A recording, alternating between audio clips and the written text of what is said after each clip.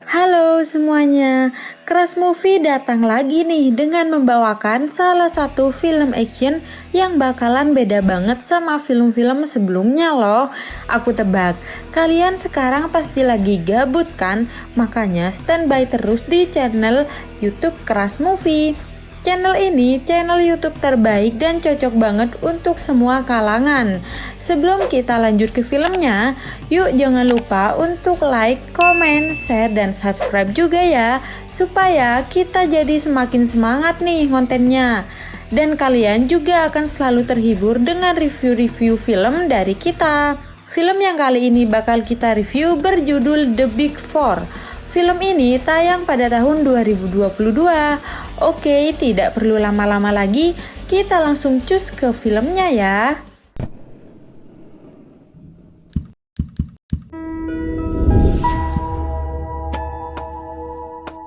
Seorang anak kecil diantarkan ke panti asuhan.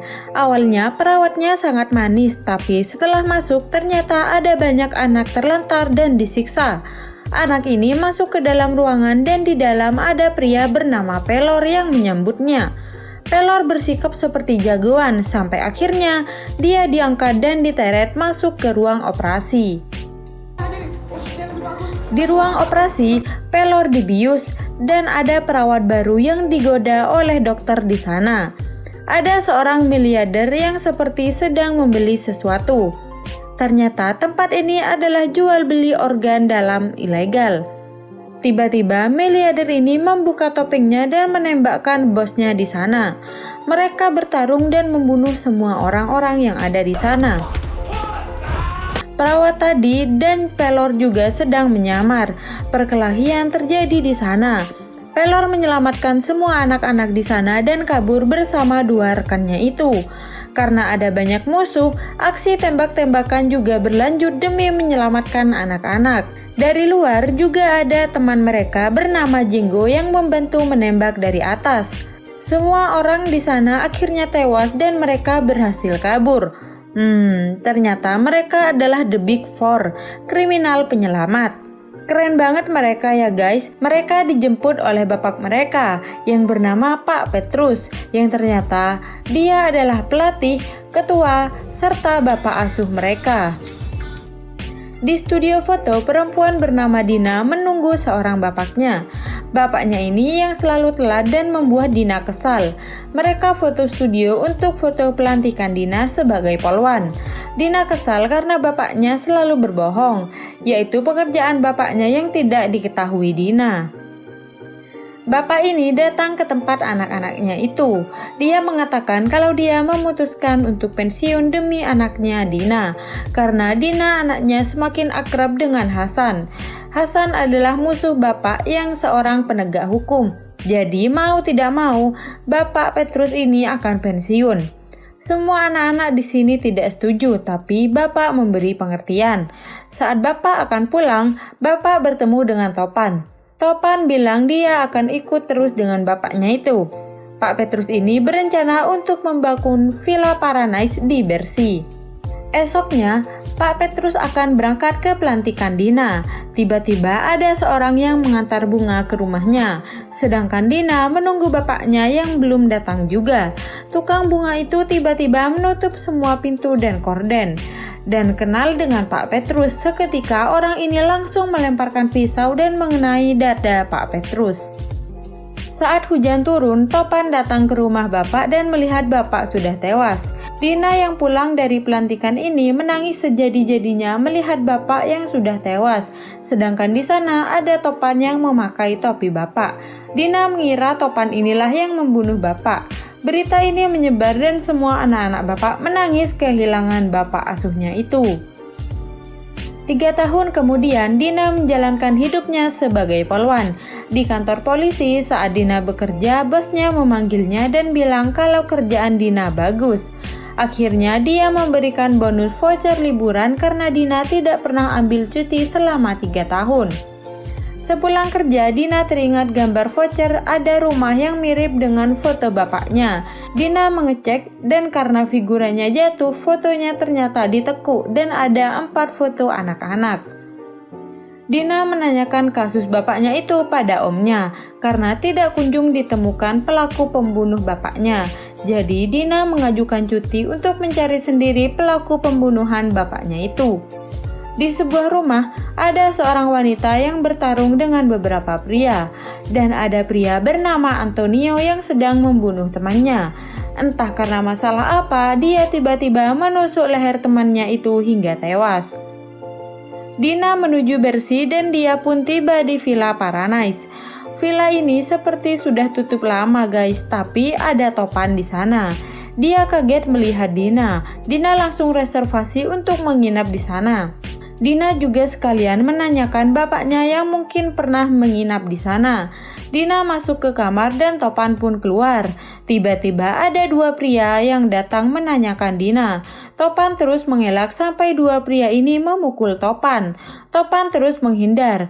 Perkelahian terus berlanjut, tapi untungnya Dina tidak mendengar itu. Topan menghabisi dua pria ini sampai tewas. Dina turun dan menanyakan tentang bapaknya itu. Dina menemukan foto bapaknya yang juga dipajang di sana dan Topan bilang itu juga bapaknya.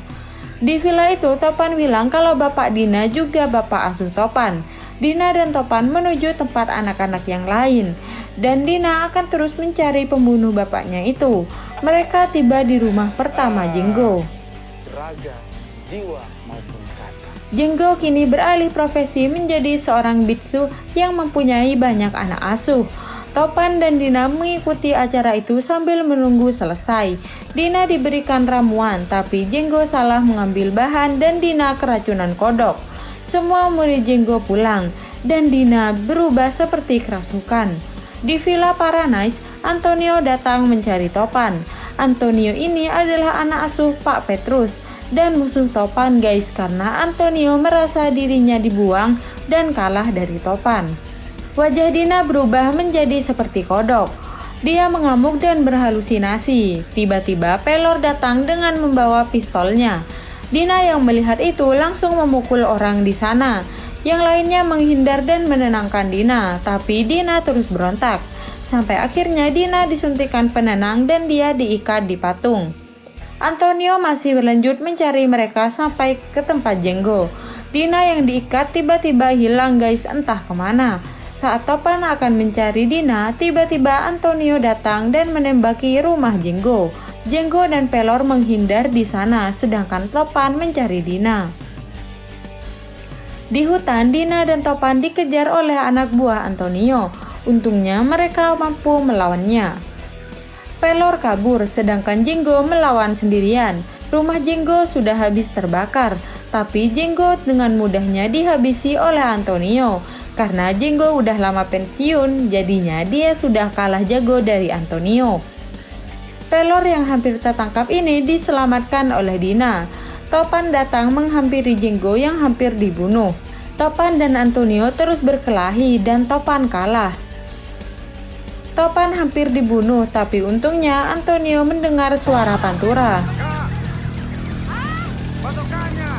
Dina dan Pelor menembakkan bom ke langit dan mengenai Antonio dan temannya. Jadi Dina mampu membawa kabur Topan dan Jinggo. Walaupun Antonio sempat mengejarnya, tapi Antonio terjatuh karena tembakan bom dari Topan. Malamnya mereka beristirahat di pinggir jalan mengobati punggung Topan. Saat Dina melihat punggung Topan, ternyata ada bekas luka tembakan Dina waktu bapaknya meninggal. Dina marah dan memukul Topan karena dia mengira Topan yang membunuh bapaknya. Pelor mengejar Dina yang pergi dan membujuk untuk kembali lagi bersama teman-temannya. Topan yang pulang teringat bapak saat detik-detik terakhir dan mengingat masa kecil bapak yang sangat sayang pada Dina. Keesokan harinya, Pelor mengajak Dina ke sebuah desa dan bertemu dengan biduan bernama Alpa. Alpa juga anak asuh bapak yang kini beralih profesi menjadi biduan. Alpa kaget melihat Dina yang datang ke sana. Topan dan Jinggo datang ke sebuah bar. Pemilik bar adalah sahabat Pak Petrus. Topan dan Jenggo bertanya-tanya tentang bapaknya. Dia teringat bapak pernah bilang kalau yang membunuhnya bernama Suranto. Pemilik bar bilang kalau anak asuh bapak sebelumnya ada juga yang bernama Suranto. Dan Suranto ini adalah nama asli Antonio. Mereka akhirnya langsung pergi ke tempat Alpa. Di pantai, Alpa dan Dina mengobrol tentang hidup mereka yang diasuh bapak. Mereka sempat bertengkar setelah Dina tahu kehidupan bapaknya yang seorang kriminal. Tapi Alpa terus mengelak karena walaupun begitu, Pak Petrus sangat baik. Tiba-tiba anak buah Antonio datang dan menembaki mereka. Alpa dan Dina terus melawan mereka dengan saling tembak-tembakan. Sampai akhirnya setelah mereka mampu membunuh semua anak buah Antonio, tiba-tiba sekretaris Antonio datang dan menembak mereka dengan senapan yang sangat besar. Alpa dan Dina tertembak dan untungnya Alpa masih sadar, tapi Dina tidak sadar sampai akhirnya Topan datang dan menolong mereka. Saat mereka kabur naik kapal, Pelor ditahan Antonio. Antonio minta bertemu dengan Topan di tempat awal mula mereka bertemu. Dina yang melihat biodata Antonio kini jadi sadar, dialah yang membunuh bapaknya. Dina menyadari kalau musuh mereka adalah orang yang sama, dan mereka pun mencintai bapak yang sama. Di tempat Pelor, dia diceritakan Antonio kalau dulu dia dibuang oleh Pak Petrus. Dan dia sangat benci pada semua anak-anak Petrus yang telah menyingkirkan dirinya, padahal sebenarnya dia takut pada Topan. Malam hari, Alpa membuat tabung gas dengan tekanan besar yang bernama kentut Lucifer 3000. Sedangkan Jenggo kangen sama pacarnya yaitu Siska. Siska ini adalah senjata kesayangan Jenggo dan dia siap melawan Antonio dengan Siska. Aduh, Dina dan Topan mengobrol di luar. Dina menanyakan tentang foto anak-anak yang bersama dengan bapaknya itu. Di detik terakhir bapaknya, dia meminta Topan menjaga Dina. Pagi hari mereka bersiap melawan Antonio. Walaupun Antonio tangguh, tapi mereka percaya dengan kekuatan dari bapaknya. Topan menelpon Antonio dan menanyakan kenapa dia merubah namanya. Antonio seperti ketakutan karena Topan menanyakan namanya.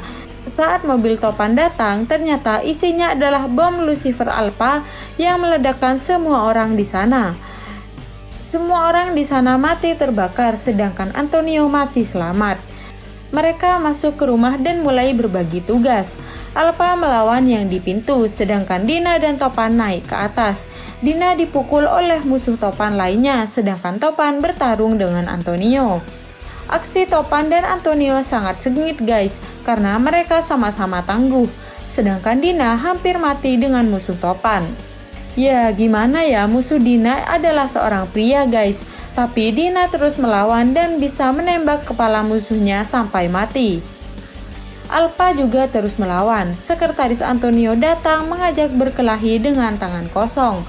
Mereka pun bertarung. Alpha juga hampir mati di tangan musuhnya, tapi Jenggo datang untuk membantunya. Dengan bantuan Jenggo, mereka masih kesusahan melawannya. Sampai akhirnya dia terbunuh sendiri karena senapannya berkat Jenggo yang melempar Siska, sehingga tembakan itu bisa menyerang dirinya sendiri. Topan masih terus berkelahi dengan Antonio, sampai akhirnya Topan memanggil Antonio dengan panggilan Suranto. Antonio yang dipanggil Suranto ini jadi lemah karena dia jadi teringat masa lalunya yang menyedihkan. Pelor pun berhasil lepas dan Antonio jatuh dari jendela dan tewas. Akhirnya mereka bisa menghabisi Antonio dan gengnya. Topan dan Dina berciuman dan meninggalkan Dina sendirian di sana. Dina dijemput oleh kepolisian, sedangkan The Big Four kembali lagi. Di hutan mereka mengambil mobil dan pulang dengan formasi lengkap. Mereka pun bahagia bisa membunuh pembunuh bapaknya walaupun The Big Four kini menjadi buronan. The Big Four emang hebat banget ya guys. Mereka bisa melawan Antonio, manusia jahat yang hanya memikirkan dirinya sendiri. Gimana, tegang kan sama filmnya? Kita bakalan kembali lagi dengan film-film keren lainnya guys. Bye!